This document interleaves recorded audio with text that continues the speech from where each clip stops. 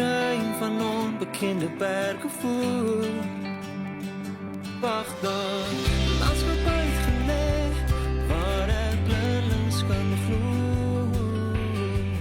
Waar die niks weer galm en ek my hartklop kan hoor. Kan ek hier se vasvang? Goeienaand, ons is saam met Jannie Nieuwald hier op Vogelfontein in die Cederberge. Jannie, hartlik goeienaand en baie dankie dat jy vir ons hier het. Saam met my is Gerrie de Waal. En ja, so ons kuier bietjie hier op Vogelfontein in die Cederberge en ons gaan met Jannie gesels gou oor die geskiedenis van Vogelfontein en net so bietjie gesels oor Cederberge en die mense van die Cederberge, en ja, is lekker om hier te wees. Jannie, eerste vraagie wat ek graag wil vra is rondom jou familie en hoe lank julle aankom, en vertel ons 'n bietjie meer hiervan. Andries, die Nieuwoudse sal uit 1832 uit my somme is nou nie, maar jy het ou praat dan ten minste oor die 200 jaar, jy weet wat die ouens dan nou al, jy weet, hier aankom. Die Nieuwouds, jy weet nou van daai tyd af, jy weet, so voor dit was die plaas in die 1780s al 'n sendingstasie gewees. Jy weet, byvoorbeeld hierdie huis was die kerk gewees wat ons nou in sit, die sendingstasie. Die huis langsin waarin julle vanaand slaap, dit was die ou wynkelder in die waanhuis gewees. Jy weet, en dan nou, jy weet, so dit was hier rondom 50 jaar was dit besef toe nou, jy weet, na die volgende geslag of na die volgende boere toe was. Daai tyd sit moes nou die erfpachtstelsel waar die ou, jy weet, kontrak met die staat geteken het, en dan het hy nou met sy in 'n sekere rigting gery, jy weet, in 'n sekere spoed en sy hoekpaal ingeslaan, en jy weet, so het hulle moes nou maar die plase afgeneem het, so. Interessant vir my is dat, het ons gesels het, Die ene Barend Libbe, hy is begrawe hier in die kerkhof, op die familiekerkhof. Hy die plaas het hy na die sendlinge besit, net voor die Nieuwouds. Die Nieuwouds het by hom dit gekoop. En hy was maar harde ou gewees, hy het so 'n bietjie van die laaste vrygestelde slawe in die land gewerk.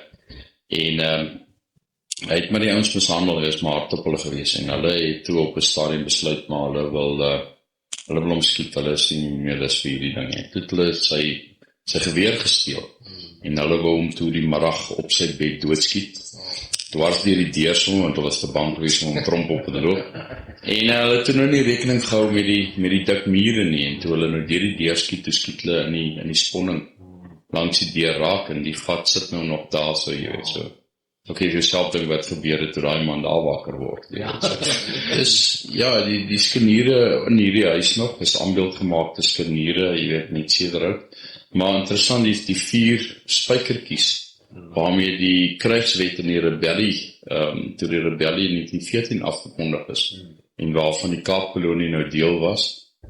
Dit is my ouma was een van die eerste onderwyseres, of seker derde onderwyseres wat hier so skool gehou het. So, hulle die skooltjie gebou vir die plaaslike kinders, want daardie jare was die baie mense wat in die berge gebly het. Elke plaas het byvoorbeeld bywoners gehad, en 2 of 3 gesinne op die plaas gebly, en dan nog die werkers.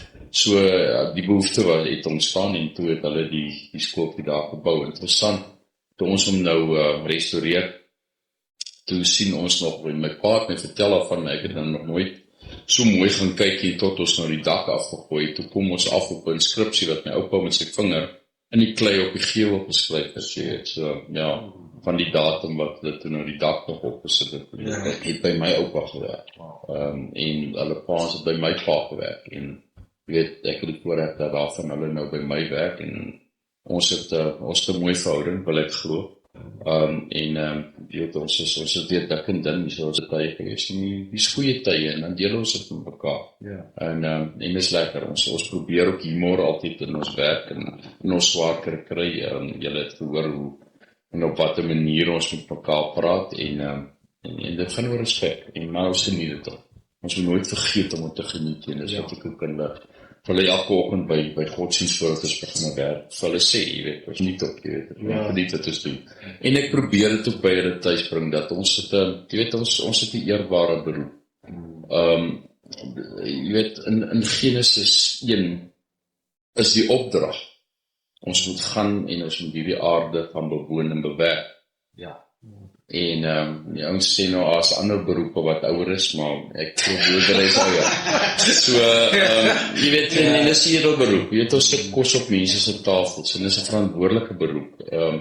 So, en dis iets wat ek dink 'n mens vir mekaar moet sê, jy weet, om op 'n plaas te bly en te werk en lewe te maak.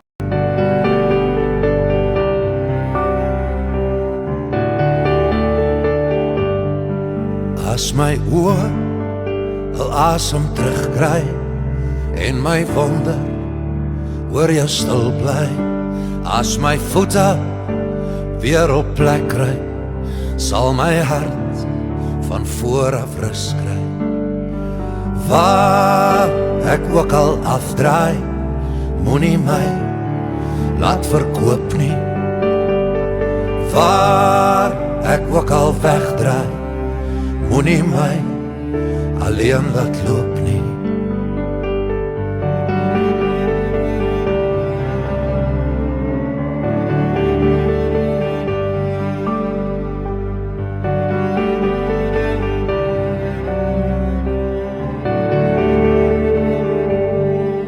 Mag jou seile sagte wind kry en jou son se strale vol bly.